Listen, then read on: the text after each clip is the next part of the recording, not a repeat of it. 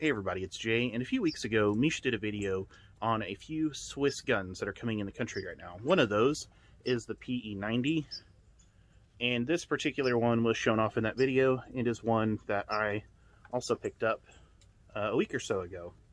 Now, something interesting happened that weekend. We had some delays on shipping, and I wasn't able to get over there in time to pick it up. And so we ended up not being able to go to the range with it. And then something else is interesting has happened now.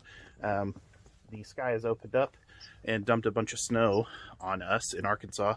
And it is currently, where I'm standing right now, 3 degrees. It was 0 degrees a little bit ago. And that's very unusual for Arkansas. In fact, there are some rolling blackouts going on right now because the grid is overburdened because so many people are running heaters, and of course they're at home, stuck at home. So it's been an interesting last couple of days in Arkansas for us. So that has also precluded us not going to the range. Now this type of weather is probably pretty familiar with a lot of people up north, and probably pretty familiar to the people of Switzerland, but in Arkansas, this is highly unusual, and I was about to say ecosystem, I guess it's partially true too, our transportation system is not cut out for this type of weather. So, all I'm going to be able to do with this rifle this weekend is test fire this. I have not fired this rifle at all yet. I've been kind of waiting for a good range day, and I suppose 3 degrees with 7 inches of snow on the ground is about as good a day as any. So I'm going to test fire this a little bit and then go back inside where it's warm and talk about why I ended up picking up this rifle. And next time, hopefully, you see this gun, it'll be out at the longer range, and I'll be able to do a little bit more of a technically comprehensive video on it. But right now, just a test fire here at short range, just to see how it performs. Or I should say, how it functions. I've loaded 10 rounds of ammunition of 223, which is about $10 of ammo right now. So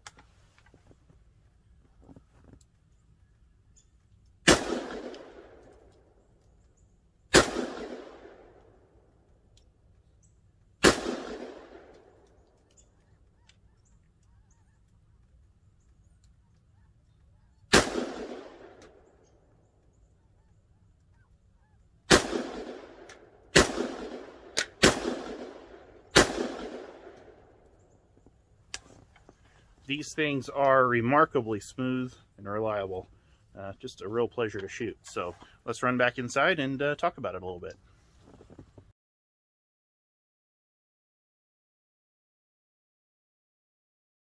So this video is going to be a little more personal, a little more narrative, story-driven than what we typically do. If you're interested in seeing a video on the history of these guns, be sure to go check out the Swiss playlist. We've done a lot of videos on Swiss guns. This video is going to be more about how I came to get one of these and why I pursued one. And it actually kind of goes back all the way to the very first video that we did on the channel, if I'm remembering right, back in 2012. So if you want to see what my experience has been with shooting this gun so far, I will be doing a video on that later when we're able to get back out to the range, but for a variety of reasons, and we haven't been able to do that recently, and hope we can soon. So it's been an exhausting 2 weeks since that first clip that opened this video was recorded, particularly more for one of us than the other. But if Misha wants to discuss that, I'll let him do so, but he's been dealing with some family stuff. The weather, also for a week, has been pretty crazy. And the day that I recorded that video wasn't even the coldest it got. It got down to -14 and was -14 the next day, which for some of our neighbors to the north might not seem all that cold. But for us down here, we're not used to it. In fact, the coldest that it's been since I've lived in this area being Arkansas, was single digits, kind of high single digits. And we got down to, like I said, -14, about 6 or 7 inches of snow on the ground. And then, of course, our neighbors to the south and some other areas got hit really bad. We had some rolling blackouts, but nothing too terrible in our area. If power was shut off, it wasn't shut off for more than an hour or two, from what I understand. And my house, the area I live in, I never actually got touched by them, so thankfully, which I'm grateful for. But we did have some power rationing and so on. So, and of course, this being Arkansas, exactly 1 week to the day later, it was 74 degrees and sunny. There was still snow on our road when it was 74 degrees and sunny, because that's how Arkansas is. I was out shoveling snow and scraping ice off of our back deck in shorts and a t-shirt, standing in 6 inches of snow because it was like 50 degrees and there was still a ton of snow and ice back there. So anyway, all that to say, I have not had an opportunity to get this gun to the long range. In fact, the only ammunition I fired through it so far is what you saw right at the beginning of this clip. So way back when we first started this channel, I had already been meeting up with Misha and going shooting occasionally. I had mentioned before I bought my AES 10B off of him. That's the first gun I ever bought off of him the first time I met him. And he had the idea of doing this video on a SIG, I started to say Swiss, but definitely not Swiss, US-made SIG 551A1, because there was just nothing on the internet about him at the time.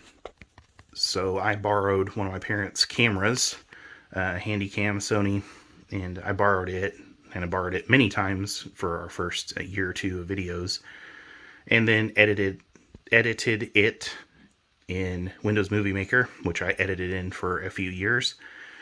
Our video quality and our editing quality has definitely gotten a lot better over the years, but it's still not as good as a lot of semi-pro or pro YouTubers out there doing stuff.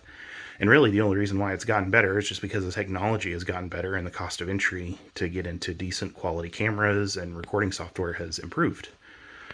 So that very first video that we did, that's the first time I ever shot a SIG 551A1, and I really wanted one really bad. At the time, though, I was not able to afford one, and working in a warehouse and as a dock worker, basically, and couldn't afford one at all, not even close. Even I think they were around $1,200 or so when they came out. And they're just outside of my price range, and I did really want one. Whenever I got to a point, a better job, and got to a point to where I could potentially afford one, they were gone. They were a very short-lived thing. So a few years later, though, Misha managed to acquire a SIG 550, a Swiss SIG 550, and actually a Swiss 551 that came from the Louisiana Fish and Game.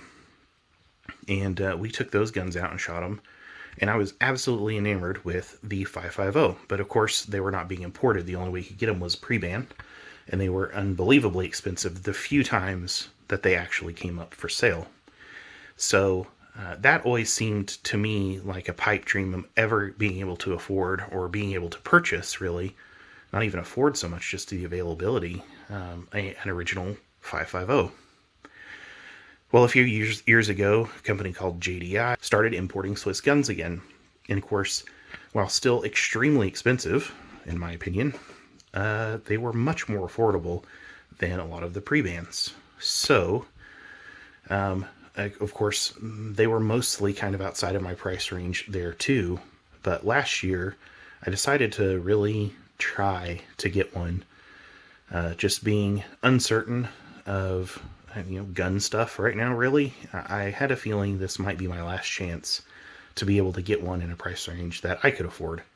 So, Misha put the pre-order in, and months and months before, probably 6 or 7 or 8 months before they even showed up in the US, between COVID stuff and just the time it takes to get them in. And while that was on order and in process, I made some hard decisions on my gun collection. Thankfully, had bought right on a few of them, and decided to part with a few guns to kind of help fund this project.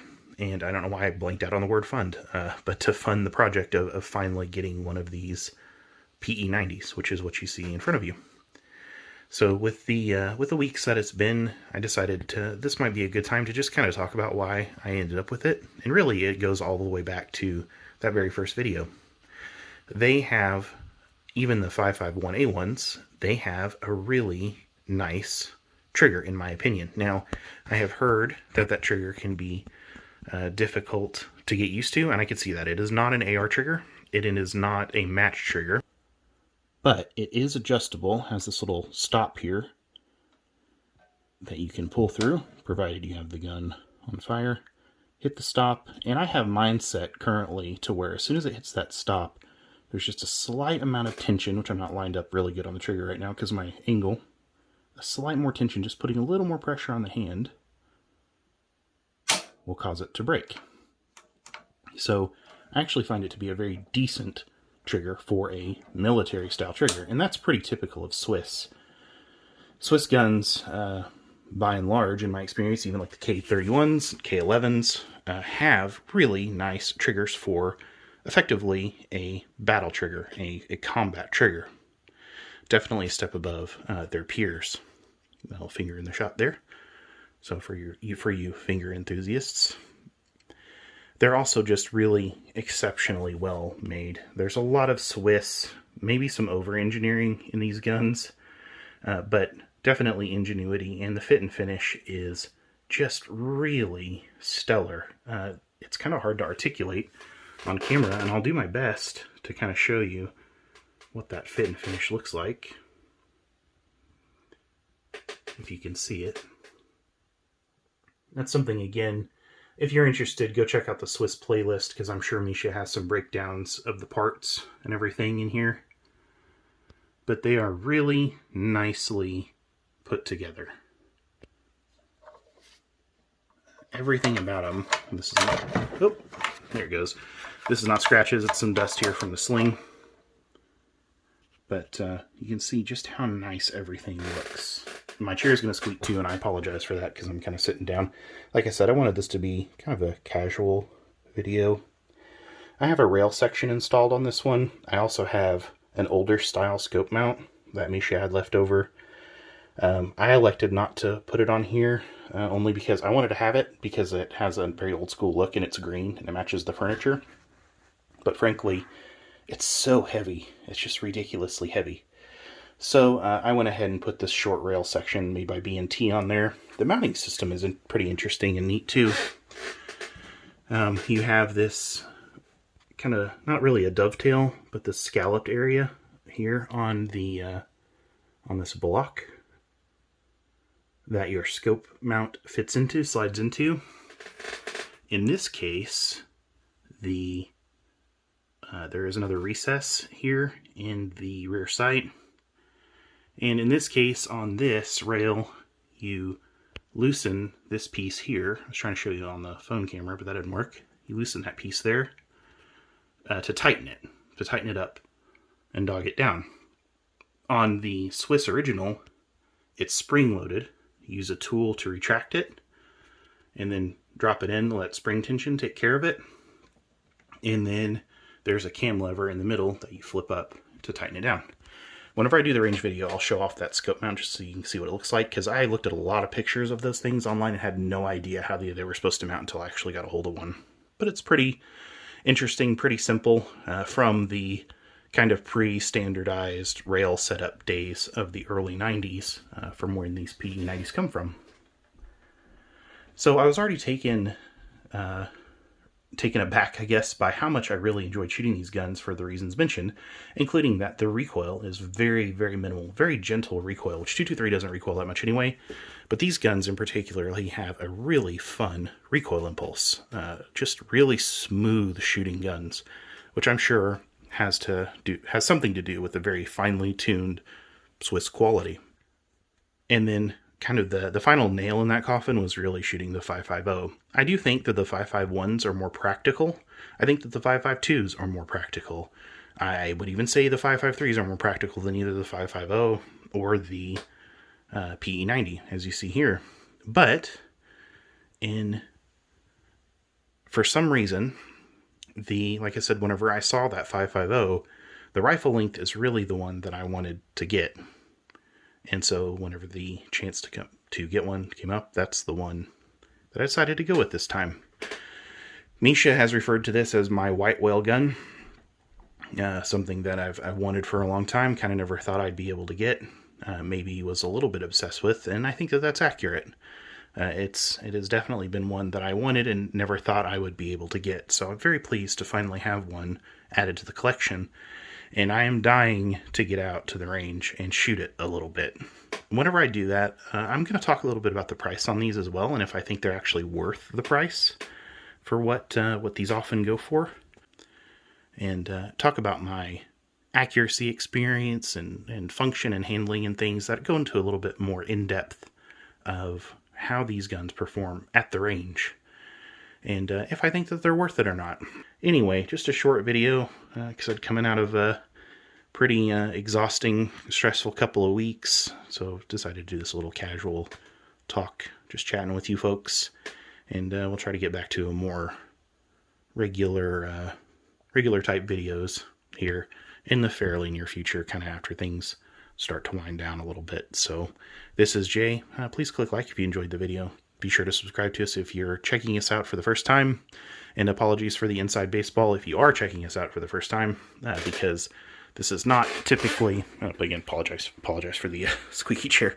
This is not typically the normal type of video that we do around here, but needs must. So, and be sure to check out the link to our Patreon page if you want to help support us, give us the ability to go out to the range a little more often.